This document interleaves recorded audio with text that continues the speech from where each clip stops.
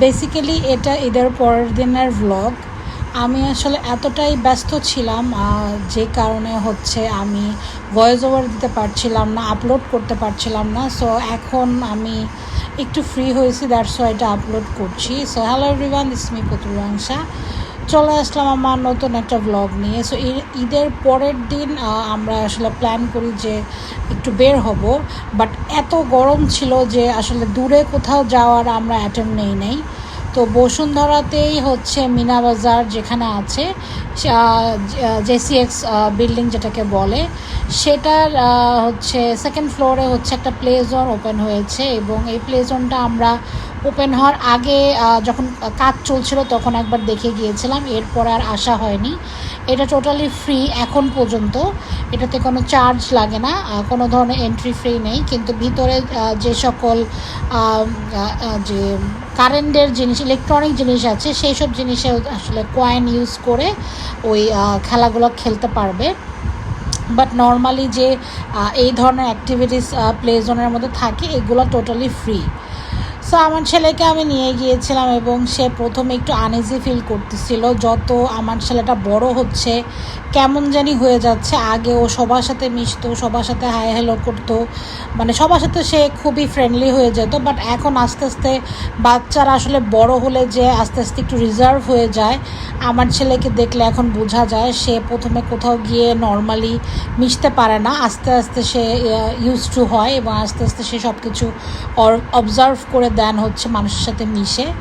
তো যাওয়ার পরে সে অনেক হ্যাপি হয়ে যায় এবং সে খেলা করতে থাকে। আমিও তার সাথে ভিতরে ঢুকি এবং সে আমাকে বলতেছিল, মা আমার সাথে থাকো। আমার হাজব্যান্ডও সাথে গিয়েছিল, আমার হাজব্যান্ড বসেছিল বাইরে এবং আমি আমার ছেলে প্লে জোনের মধ্যে ওকে নিয়ে খেলছিলাম। সো এখানে অনেক বাচ্চা ছিল। এখনও পর্যন্ত প্লে জোনটা মানে ঠিক আছে এখনও পর্যন্ত, বাট এটা আসলে যত্নের অভাবে খুব দ্রুত নষ্ট হয়ে যাবে। কারণ ভিতরে যারা যারা ছিল তারা ম্যাক্সিমাম পার্সনরাই হচ্ছে অনেক কেয়ারলেস, স্টাফও অনেক কেয়ারলেস। আমি দেখলাম যে ওদের যে ভিতরের যে জিনিসপত্রগুলো আছে সেগুলো যে বাচ্চাদেরকে কেয়ারফুলি ইউজ করতে বলবে বা গার্জিয়ানকে বলবে একটু কোঅপারেট করতে, এই ধরনের কোনো ইনস্ট্রাকশানই দিচ্ছিল না। ভিতরে খাবার দাবার খাওয়া হচ্ছিল। এইসবের কারণে এই প্লে জোনটা হয়তো বা খুব দ্রুতই নষ্ট হয়ে যাবে যদি যত্ন না করা হয়।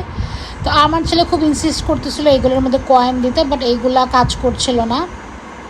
আর পুতুল তোলার যে কয়েনটা, সেটাতে আমি একটা পুতুল তোলার জন্য কয়েন দিয়েছিলাম, বাট আনফর্চুনেটলি আমি পুতুলটা তুলতে পারিনি। এরপর আমার ছেলে কিছুক্ষণ দোলনায় খেলাখেলি করার পর তার খিদা লেগে যায় এবং সে বলতেছে সে ওয়াফেল খাবে। তো ওখানে একটা ফুড কোর্ট, মানে পুরোটাই তো একটা ফুড জোনের মতো করা হয়েছে ওখানে, যে লাইক শেফস টেবিলের মতো।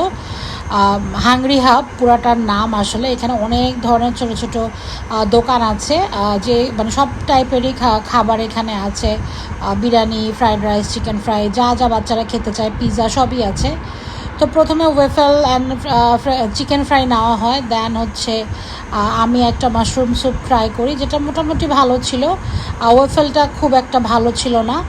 এরপর আমার হাজব্যান্ড হচ্ছে এই ফ্রাইড রাইস চিকেন ফ্রাইটা নেয়, যেটার টেস্ট খুবই ভালো ছিল, বাট কোয়ান্টিটি অনেক কম ছিল, খুবই অল্প পরিমাণ ছিল। এটা আমার কাছে ভালো লাগেনি। একটা জিনিস প্রাইস দিয়ে কিনবো, বাট এটা কেন এত কম থাকবে। এরপরে আমি ওদের মানে ফিশ ফ্রাইটা ট্রাই করি, যেটা যথেষ্ট মজা ছিল। এবং এরপর আমার ছেলের জন্য একটা পিৎজা অর্ডার করি, সেটাও বেশ ভালো ছিল।